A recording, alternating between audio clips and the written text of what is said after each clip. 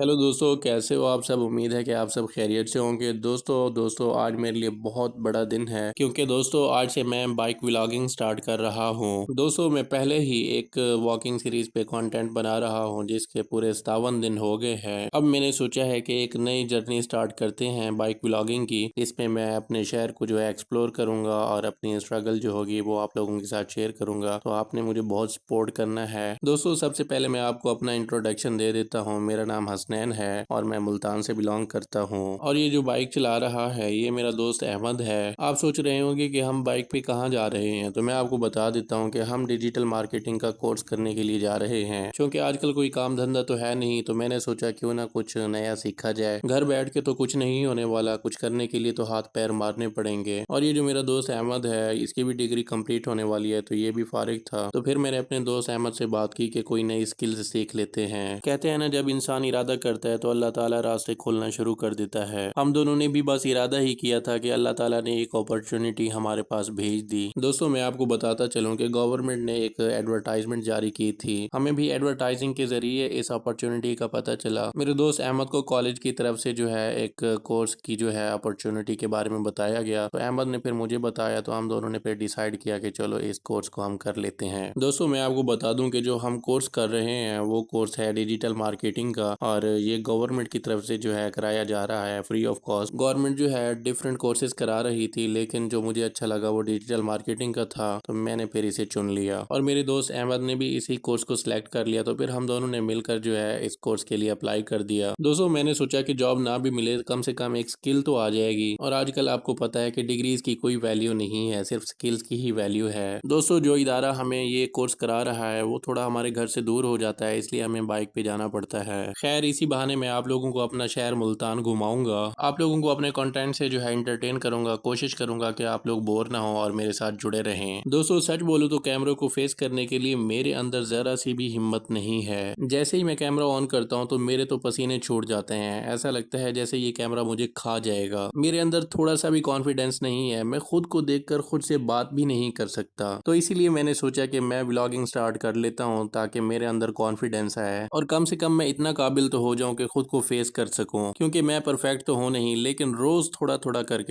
करके एक दिन मैं जरूर बहुत कुछ सीख जाऊंगा। तो दोस्तों आप लोगों ने मुझे बहुत सपोर्ट करना है। दोस्तों ये वो इदारा है जिससे हम डिजिटल मार्केटिंग का कोर्स कर रहे हैं, रोही vocational and technical training institute Multan. दोस्तों इस कोर्स को करने के लिए आपको एक टेस्ट देना पड़ता है, जिसमें आपको मिनिमम 50% मार्क्स चाहिए होते हैं। अगर आप टेस्ट में पास हो जाते हैं तो फिर आपको एक इंटरव्यू देना पड़ता है, जिसमें फिर आप सिलेक्ट हो जाते हैं। दोस्तों आजकल हमारी क्लासेस शुरू हो गई हैं, तो मैं आप लोगों को अपडेट देता रहूंगा। दोस्तों ये जो मेरे पीछे बैठा है इस भाई का नाम दानिश है, और ये भी डिजिटल मार्केटिंग का कोर्स कर रहा है। ये दानिश भाई बहुत दूर से आते हैं, और आज की हमारी क्लास खत्म हो गई है तो हम इसे रास्ते में छोड़ देंगे, और ये बिहाड़ी चौक से गाड़ी पकड़कर फिर सीधा अपने घर चला जाएगा। दोस्तों आप लोग दुआ करें कि इस कोर्स को करने के बाद हम इस काबिल हो जाएं कि अपने पैरों पे खड़े हो जाएं। दोस्तों ये लाइफ बॉयज के लिए बहुत ही डिफिकल्ट होती है। दोस्तों जब बॉयज के पास कोई काम धंधा नहीं होता तो फिर वो अपने आप को कोसते रहते हैं, हर वक्त अपने बारे में नेगेटिव सोचते रहते हैं। दोस्तों ये हमारी लाइफ का वो फेस होता है जिसमें कुछ लोग तो बहुत ज्यादा स्ट्रांग हो जाते हैं, लेकिन कुछ लोग बिल्कुल ही टूट जाते हैं। जब आपकी एजुकेशन कंप्लीट हो जाए और फिर आपके पास डिग्रियां ही डिग्रियां हो, लेकिन आपके पास ना कोई स्किल हो और ना ही कोई काम धंधा हो, तो फिर बहुत सारे लोग जो है वो टूट जाते हैं। दोस्तों अगर आप भी लाइफ के इस फेज से गुजर रहे हैं तो आपने घबराना नहीं है, ये वक्त भी गुजर ही जाएगा। दोस्तों मैं आपको अपने बारे में बताता हूँ कि ऐसा नहीं है कि मेरे पास जॉब नहीं थी। मैं एक अच्छी खासी जॉब कर रहा था। मैंने उस जॉब को तकरीबन 3.5 साल तक किया है एक प्राइवेट कंपनी में, लेकिन उस कंपनी का एनवायरनमेंट ऐसा था कि मेरा उस कंपनी में दम घुटने लग गया था। ऐसा लग रहा था कि मैं बस अपने आप को वेस्ट कर रहा हूँ। खैर मैं जॉब से तंग आकर मैंने रिजाइन कर दिया और फिर मैं घर वापस आ गया। दोस्तों जॉब छोड़ने के बाद मैंने डिसाइड किया कि अब मैं अपने आप को सिर्फ इम्प्रूव करूंगा। मैं हर वो चीज सीखूंगा जो मुझे नहीं आती। मैं हर वो एफर्ट करूंगा जो मुझे मेरे ड्रीम को पूरा करने में मदद देगी। रोज थोड़ा थोड़ा करके मैं अपने आप को इम्प्रूव करता रहूंगा जब तक कि मेरे ड्रीम्स पूरे नहीं हो जाते। दोस्तों कोई भी इंसान परफेक्ट नहीं होता, लेकिन वो रोज थोड़ा थोड़ा करके बहुत कुछ सीख सकता है। दोस्तों आप सोच रहे होंगे मैं तो मोटिवेशनल स्पीकर बन गया हूँ जॉब छोड़ने के बाद। नहीं दोस्तों ऐसा नहीं है, मैं बस आप लोगों को अपनी स्टोरी बता रहा हूँ ताकि आप लोग भी इसे रिलेट कर सकें। दोस्तों आप देख रहे हैं कि आज ट्रैफिक बहुत ज्यादा है, तो इसलिए मैंने अपने दोस्त अहमद को बोला है कि भाई बाइक को थोड़ा हल्का चलाओ, क्योंकि आज ये मेरा पहला व्लॉग है और मैंने अपने मोबाइल को हाथ में पकड़ रखा है। सच बोलूं दोस्तों तो मुझे बहुत डर लग रहा है, क्योंकि आज मैं पहली बार बाइक पे वीडियो वीडियो रिकॉर्ड कर रहा हूँ। दोस्तों डर इस बात का है कि कहीं अगर मेरा मोबाइल हाथ से छूट गया तो फिर मेरे सारे ड्रीम्स यहीं रोड पे बिखर जाएंगे, क्योंकि भाई व्लॉगिंग का एक्सपीरियंस नहीं है ना, इसलिए डर लगता है। दोस्तों मुझे लगता है कि मेरे दोस्त अहमद को थोड़ा कम सुनाई देता है जब मैं उसे बोलता हूँ कि बाइक को थोड़ा स्लो चलाओ ताकि मैं अच्छे अच्छे शॉट्स ले सकूं, लेकिन वो बाइक को और तेज चलाना शुरू कर देता है और मेरे फेफड़े हाथ में आ जाते हैं। अरे भाई तू क्यों मेरी जान लेने पे तुला हुआ है? दोस्तों मुझे अपनी जान का कोई खौफ नहीं है, क्योंकि जान तो फानी है। असल मसला तो मोबाइल का है, वो बहुत महंगा होता है। जैसे ही अहमद बाइक को तेज चलाता है तो मेरी धड़कन खुद ब खुद तेज हो जाती है। दोस्तों जैसे ही अहमद किसी नागिन की तरह घुमा के फिरा के बलखा के कोई कट लेता है तो मेरे रोंगटे खड़े हो जाते हैं। दोस्तों मेरा बस चले तो मैं फौरन उतर जाऊं, नहीं भाई मुझे नहीं जाना तेरे साथ। दोस्तों आज मैं पहली बार बाइक से जो है वीडियो शूट कर रहा हूं और काफी अच्छे अच्छे शॉट्स आ रहे हैं। उम्मीद है कि आपको पसंद आएंगे। दोस्तों हम घर जा रहे थे तो रास्ते में लड़ाई हो रही थी, तो मैंने सोचा ये शॉट मिस हो जाए। ऐसा तो हो नहीं सकता, क्योंकि अगर ये वीडियो नहीं बनाऊंगा तो ऑडियंस तो मुझे बद्दुआएं दे